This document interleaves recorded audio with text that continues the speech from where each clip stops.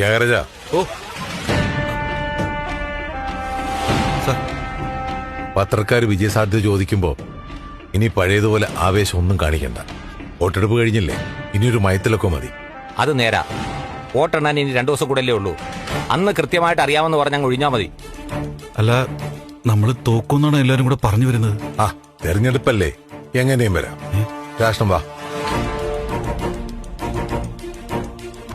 Voting മെഷീനിലെ ആദ്യ lead ആർക്കെന്നറിയാനുള്ള ആകാംക്ഷയിലാണ് കേരളക്കര.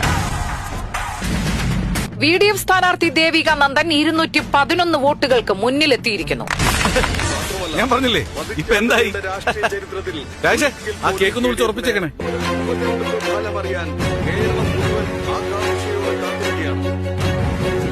അച്ഛാ, എനിക്ക് ടെൻഷൻ ആവുന്നു. മോള് സമാധാനമായിട്ടിരിക്കും. വിജയിച്ചു കഴിഞ്ഞാൽ സിദ്ധാർത്ഥൻ ചന്ദ്രത്തിന് നഷ്ടമായ മന്ത്രിസ്ഥാനം ലഭിക്കുമോ? അടുത്ത അപ്ഡേറ്റ് വന്നിരിക്കുന്നു. VDFന്റെ ദേവിക ഇപ്പോൾ 129 വോട്ടുകൾക്ക് മുന്നിലാണ്.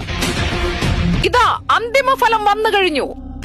KDFന്റെ പ്രൊഫസർ പ്രഭാവതിയെ പിന്നിലാക്കിക്കൊണ്ട് VDFന്റെ ദേവിക നന്ദൻ വിജയിച്ചിരിക്കുന്നു. ഇനി ദേവിക നന്ദൻ രാമപുരത്തെ MLA ആയി നിയമസഭയിലേക്ക്. കൺഗ്രാചുലേഷൻസ്. Thank you. ഞാനിപ്പോൾ VDFന്റെ ഓഫീസിലാണ്. ഇവിടെ ആഘോഷ പരിപാടികൾ തുടങ്ങുകയാണ്. പ്രവർത്തകരെല്ലാം നല്ല ആവേശത്തിലാണ്. ഒരു ഫോട്ടോ ഫിനിഷിംഗ് ജഡ്ജ്മെന്റിലാണ് ഈ പ്രവൃത്തി നടന്നിട്ടുള്ളത്. ഞാൻ വിളിക്കാം അമ്മേ. നന്ദു,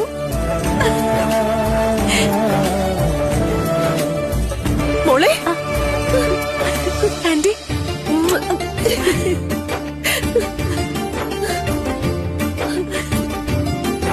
വഴി വഴി. പുറത്ത് ഗംഭീര ആഘോഷം. ഞാൻ പറഞ്ഞില്ലേ ദേവിക ജയിക്കുമെന്ന്? ഞാൻ പറഞ്ഞു ഇല്ലയോ? ആ, പറഞ്ഞു. അതാ, ഒരു ചെറിയ കേക്ക് എന്റെ വക എല്ലാവർക്കും കൂടെ കൊടുത്തേക്ക്. അല്ല, പ്രസിഡന്റ് എവിടെ? ഇത് സാറോ? സാറേ വന്നാറ് ഒരു കേക്ക് കട്ടിങ്. പ്രസിഡന്റ്, അപ്പോ ഇന്നത്തെ ഈ വിജയ ദിവസത്തിന്റെ സന്തോഷ സൂചകമായി നമുക്കൊരു കേക്ക് മുറിച്ച് മുറിച്ചോളൂ. മോള് വാ.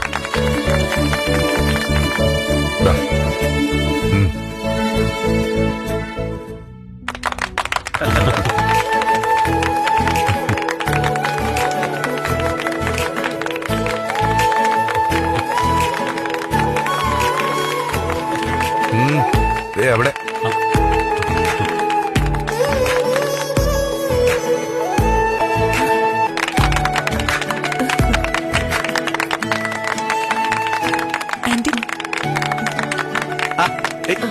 അല്ല, എനിക്ക് കിട്ടിയില്ല.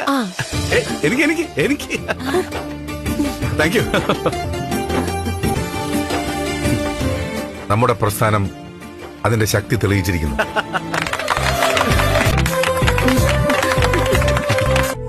എനിക്കൊന്നും പറയാൻ പറ്റുന്നില്ല.